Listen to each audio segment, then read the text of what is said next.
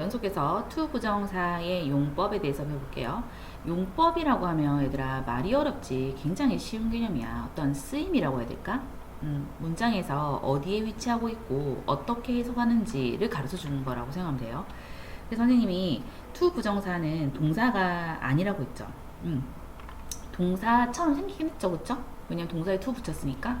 동사는 아니고 이 아이가 문장에서 명사 역할을 하고 그 다음에 형용사 역할도 하고 부사 역할도 한다는 거야. 그래서 지금부터 이해를 해보자. 명사 역할을 한다는 거는 문장에서 맨 처음 주인공 자리 쓸 수 있어. 그치? 그 다음에 일반 동사 뒤 목적어 자리 쓸 수도 있고, 그 다음 비동사 뒤 보어 자리 쓸 수 있어. 자, 외웁니다. 주목보, 주목보. 뭐라고? 주목보, 주목보. 이렇게 외우세요. 자, 무슨 말이냐? to 부정사가 선생님이 명사 역할을 하면서 주어 자리 쓴다라는 것은 여기 보면 is가 동사죠. 왜냐면 read가 동사일 수는 없는 게 to 앞에 걸려 있어요. 이렇게 묶여 있어요. 그래서 이거는 동사라고 하면 안 되고요. 얘가 동사인데 그럼 동사를 기준으로 앞에는 뭐다? 그렇죠. 주어잖아. 그래서 이렇게 명사 역할을 할 때는 to 부정사가 해석을 명사로 하는 거야.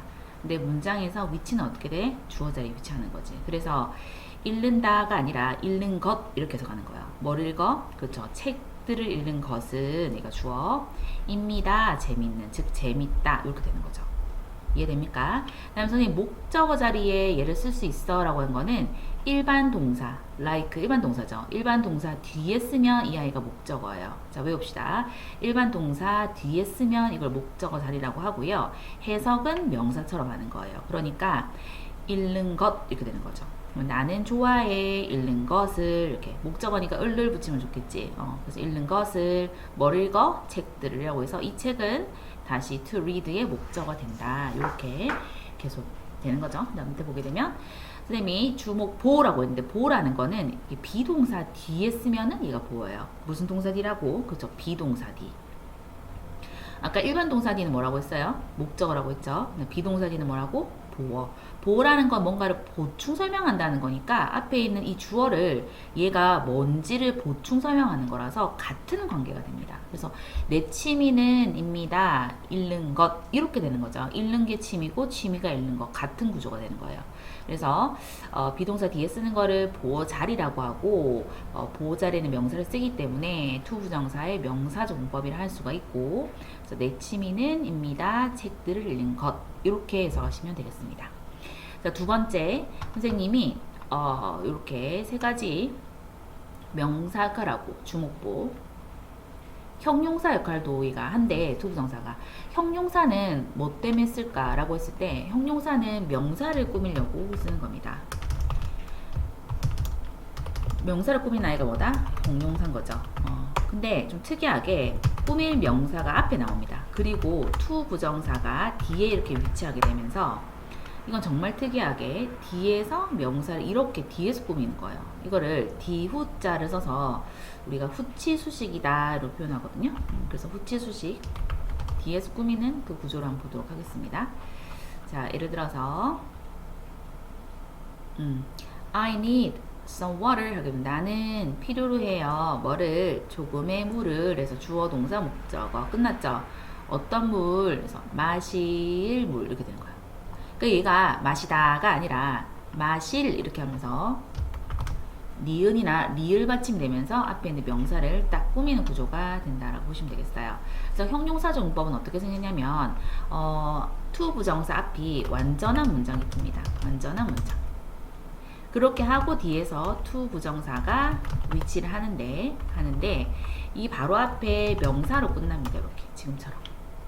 그래서 완전한 문장 I need some water 사명식 완전한 문장이고 water 이라는 명사가 위치하면서 뒤에 바로 to 부정사가 나란히 붙으면서 마실 물 이렇게 되는 구조고 어떻게 보면 좋냐면 이 앞에 있는 단어가 조금 막연하고 큰 단어라서 이 단어가 뭔지를 뒤에서 구체화 시킨다라고 이해하면 좋을 것 같아요.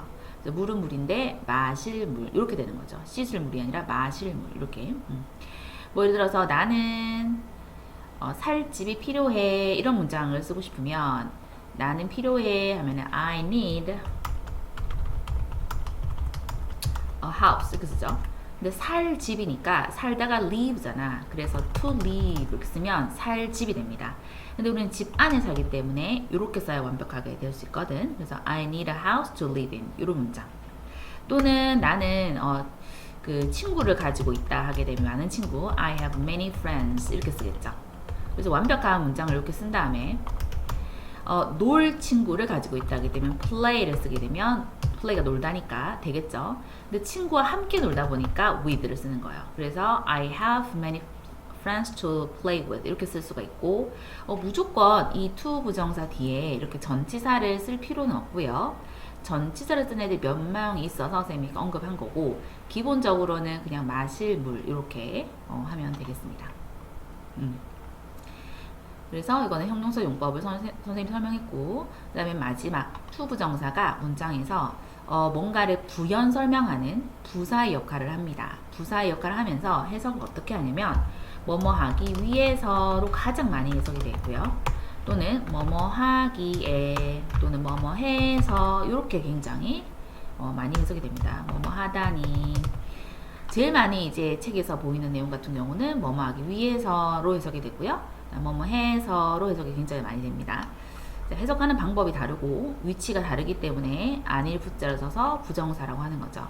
이제 부사적 용법도 아까 형용사적 용법과 똑같이 앞에가 완전한 문장이 뜹니다. 이렇게 I go to school, 학교 간다. 그 다음에 I'm glad, 나 기쁘다. 그래서 완전한 문장이 뜨죠. 완전한 문장이 뜨고요. 뒤에 to 부정사가 이렇게 위치하면서 학교를 왜 가는지, 왜 go 하는지에 대한 목적, 이유를 설명하는 거예요. 왜 갈까? To study, 공부하기 위해서 이렇게 해석하는 거야. 자, I'm glad, 나 기뻐. 왜 기쁠까? 왜 기쁠까? 왜 glad 할까? 만나서, 그치?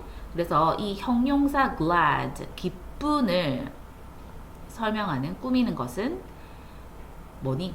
부사잖아. 형용사를 꾸미는 것은 뭐다? 부사입니다, 여러분. 그렇기 때문에 to meet you를 우리가 부사의 역할을 한다. 부사적 용법이구나 라고 얘기를 하는 거죠. 그래서 이거는 왜 기쁜지 만나서 기쁘니까 만나기 위해서가 아니라 만나서 기쁘다니까 이렇게 해석할 수 있는 거야. 그래서 부사정법은 뭐뭐 하기 위해서 이 동사의 어떤 목적이 되고요. 그 다음에 여기에 감정을 나타내는 말 I'm happy, I'm sad 이런 거 I'm excited 이런 거 왜 뭐뭐 해서 라고 해서 뭐뭐 해서로 해석이 굉장히 잘 되죠. 그래서 이렇게 이제 뭐 정의를 내리기보다는 선생님이 물어보면 너희가 to 부정사는 문장에서 무슨 역할을 하냐 라고 하면 명사, 형용사, 부사 역할을 합니다. 명사 역할을 할 때는 문장에서 어떻게 위치하냐 하면은 주, 목보 자리에 위치합니다. 형용사라는 거는 형용사 용법에서 어떻게 생겼냐 완전한 문장이 뜨고 뒤에 명사가 쓰는데 맨 뒤에 명사를 to 부정사가 나란히 쓰면서 꾸미는 그런 모습이 보입니다. 부사용법 어떻게 생겼냐 완전한 문장이 되면서 뒤에 to 부정사가 붙고 해석은 뭐뭐 하기 위해서 뭐뭐 해서 뭐뭐 하기에 뭐 이렇게 해석이 된다라고 해주시고 그 다음에 간단한 문장 말해줘 라고 하면 명사용법에서 세 가지 To read books is fun. I like to read books. 또 my hobby is to read books 이렇게 말해주시고요. 형용사용법 하나 예시 말해줘 하면 I need some water to drink 이렇게 말합니다. 부사용법 두 가지 말해줘 하면 I go to school to study. I'm glad to meet you 이렇게 해서 문장을 다 암기하도록 하겠습니다. 그거 하고 문제를 풀도록 할게요. 자 보게 되면 사용도 용법이라고 했으니까 they don't want 그들은 원하지 않아 주어 얘가 동사죠. 무엇을 원하다 안 원하다 그렇게 하는 거죠. 그럼 이만큼이 뭐예요? 문장에서 목적어 역할을 하는 겁니다. 무엇을 원하고 안 원하는 거니까 그치? 그래서 얘 같은 경우는 보자 이 강에서 수영하는 것을 이렇게 해석을 하는 거고요. 얘는 명사적 용법이다. 이렇게 쓰면 되겠습니다. 왜? 목적어 자리 위치하니까 목적어 자리 명사 쓰니까 명사적 용법이다. 그 다음에 배열하세요 라고 했는데 배열은 무조건 주어를 먼저 쓰죠. 그쵸? 나는 썼죠? 좋아해요 썼어요. 그 다음에 을이 목적어야. 뭘 좋아하는지 대상이 나오겠지. 그래서 파스타 먼저 쓰면 안 돼요. 왜냐하면 파스타는 만드는 것 밑에 목적어가 되기 때문에 그래서 만드는 것을 좋아한다 이렇게 되는 거예요. 만드는 것 하려면 to make 이렇게 되는 거고요. 그 다음에 파스타를 만들기 때문에 to make pasta 이렇게 해서 파스타는 to make 밑에 목적어가 되는 겁니다. 프랑스어는 했기 때문에 썼죠. 그 다음에 어렵다라는 거는 이다 어려운으로 해석돼요. 그쵸? 이다 어려운. 그러니까 it's hard. 뭐 하기에, 배우기에, 뭐뭐 하기에, to learn 이라고 해서 hard라는 이 형용사를 꾸몄다 보니까 to learn 같은 경우는 부사적 용법 the French is hard to learn 이렇게 쓰면 완성입니다. 자, 정리합시다. 주목보 자리에 위치하는 거는 무슨 용법? 그쵸? 명사적 용법이 되겠고요. 보라는 거는 주로 비동사 뒤에 우리가 쓰게 됩니다. 그 다음에 명사를 꾸미는 거는 형용사니까 형용사적 용법이고 해석은 뭐뭐 할, 뭐뭐 하는. 그 다음에 부사적 용법이라는 거는 뭐뭐 하기 위해서 또는 뭐뭐 해서 이렇게 되는 건데 뭐뭐 하기 위해서라는 거는 어떤 동사의 목적이 되겠고요. 뭐뭐 해서라는 거는 그 감정을 나타내는 형용사의 원인이 됩니다. 이런 식으로 정리해 보도록 하겠습니다.